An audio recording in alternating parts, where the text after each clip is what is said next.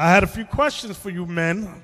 One question is regarding Noah's Ark. Regarding Noah's Ark, why didn't the animals, I just want the middle section to answer, only the middle section.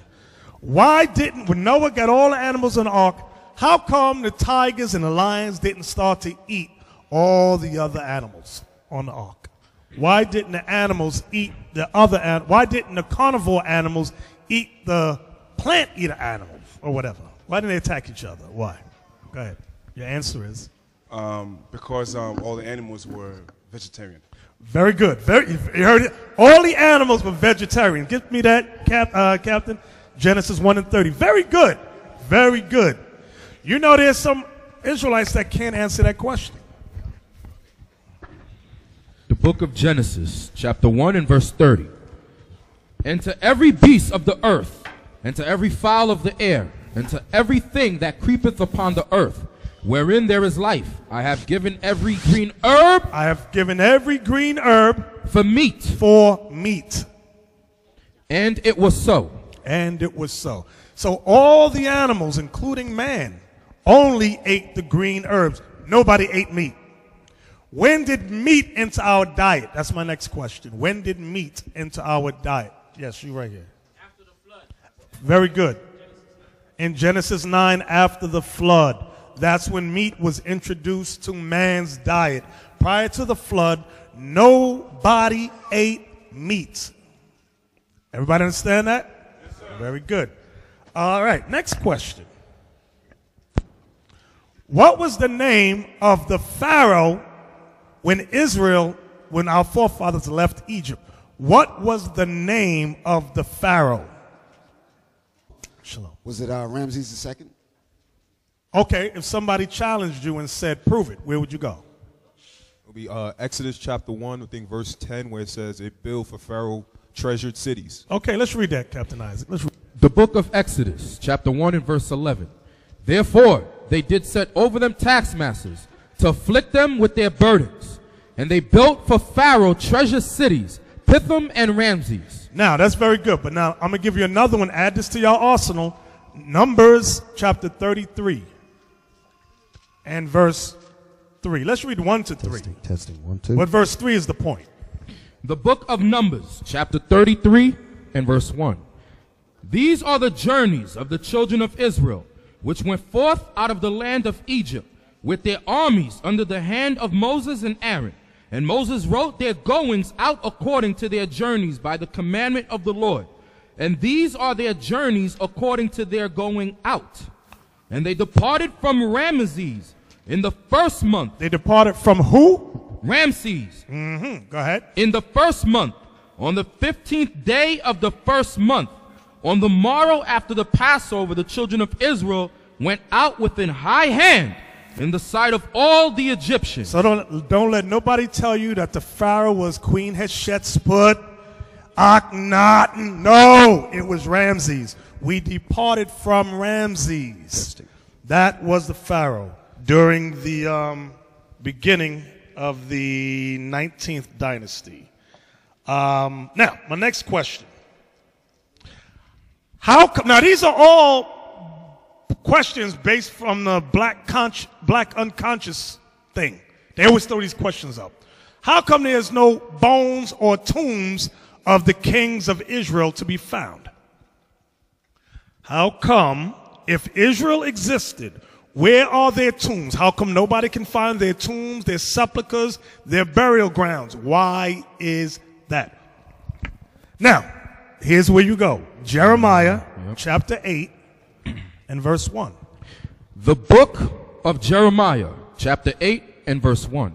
At that time, saith the Lord, they shall bring out the bones of the kings of Judah, and the bones of his princes, and the bones of the priests, and the bones of the prophets, and the bones of the inhabitants of Jerusalem out of their graves. And they shall spread them before the sun, and the moon, and all the host of heaven, whom they have loved, and whom they have served, and after whom they have walked, and whom they have sought, and whom they have worshipped. They shall not be gathered, nor be buried. They shall be for dung upon the face of the earth. So that's the proof that our burial ground, sepulchres, was destroyed. They went in, like Levi said, he was correct. They went in and invaded our tombs, took our bones out, because it was customary. When you look at many nations, when the kings of, not of just of Israel, other kings died, what was it common to bury with them? Riches and things of that nature. So the Most High said, because Israel was wicked and we started worshiping the sun, the moon, and stars, he said, that's what your bones are going to be. Spread out before the sun, meaning our burial grounds will be destroyed. Now, this happened after the time of Christ. How do we know? When you go to Acts, get Acts chapter 2 and verse 29. The book of Acts, chapter 2 and verse 29. Men and brethren, let me freely speak unto you of the patriarch David, that he is both dead and buried, and his sepulchre is with us unto this day. So David's sepulchre, his graveyard, his tomb was there during the time of Peter and them. So Jeremiah's prophecy was later on. He said, listen, this is what's going to happen to y'all.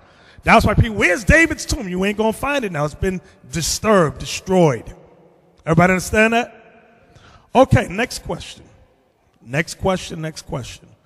Who is the God-sent comforter? Who is the comforter?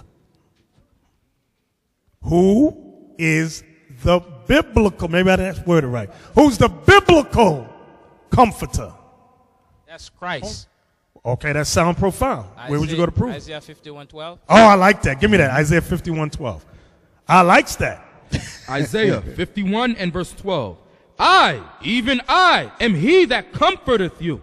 Who art thou, that thou shouldest be afraid of a man that shall die? Can you read the verse above it so we know what he's talking about? Verse 11.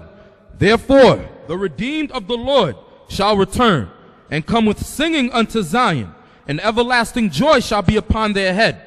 They shall obtain gladness and joy, and sorrow and mourning shall flee away.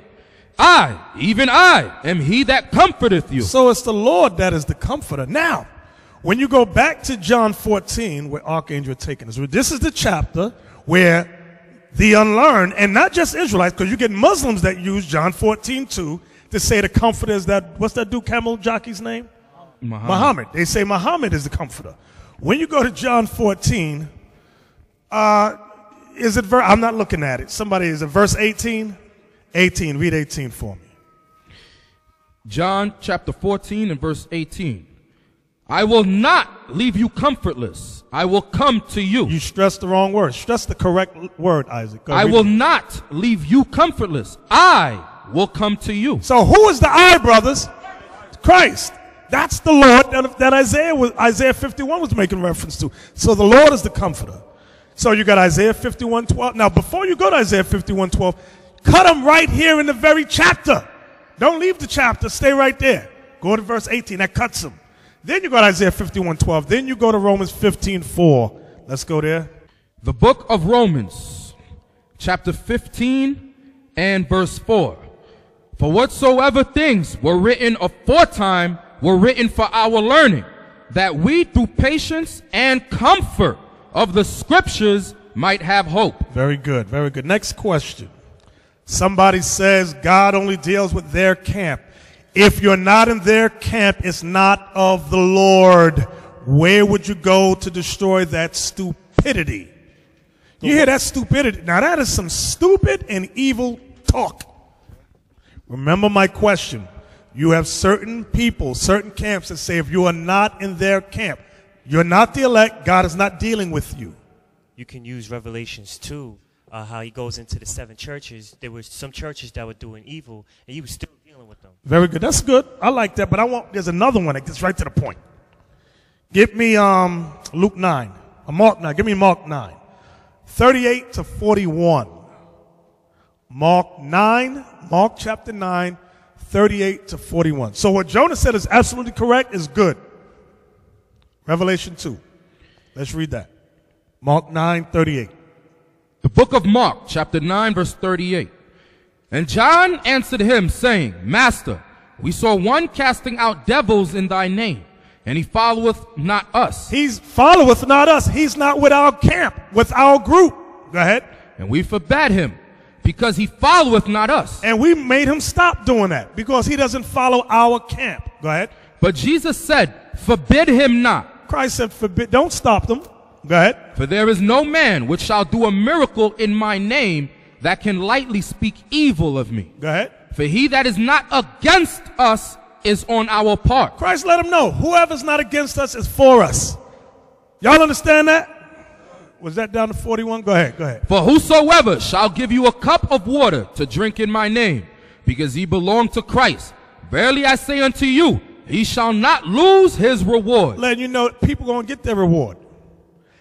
Just because you're not in a particular camp does not mean the Lord is not dealing with that camp. Did I say that right? Okay. I hear some stupidity out there. Some of you brothers might be falling for it. If it's not in this camp, it's not of the Lord. That's an egotistic maniac. Somebody that wants to frighten you to join them.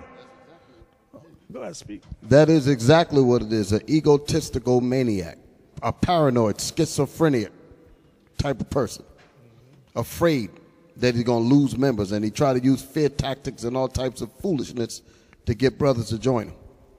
That's crazy. Exactly. Next question, next and last question. There are many documentaries out there that says the Ark of the Covenant is in Ethiopia. Ethiopians are saying, yes, we have the Ark of the Covenant, but it's secret. We cannot allow you to see it. Is that right or wrong? 2 Maccabees 2, 4, and 7. Let's get that. 2 Maccabees 2, verse 4 and 5. 2 Maccabees, chapter 2 and verse 4. It was also contained in the same writing that the prophet, being warned of God, commanded the tabernacle and the ark to go with him as he went forth into the mountain, where Moses climbed up and saw the heritage of God. And when Jeremy came thither, Jeremy is Jeremiah. Go ahead. he found an hollow cave, wherein he laid the tabernacle and the ark and the altar of incense, and so stopped the door. And some of those that followed him came to mark the way, but they could not find it. Which when Jeremy perceived, he blamed them, saying, as for that place, it shall be unknown until the time that God gather his people again together. Y'all hear that? It shall be unknown until God gather his people together again. Meaning until the 12 tribes of Israel come back. When we come back, that ark going to be right there with us. We going to war. Just like when you read with Joshua and Moses, when the priests carried the ark in front, man, they tore up some stuff. Y'all got to read that history. Them nations ain't going to be able to stand against us. You watch.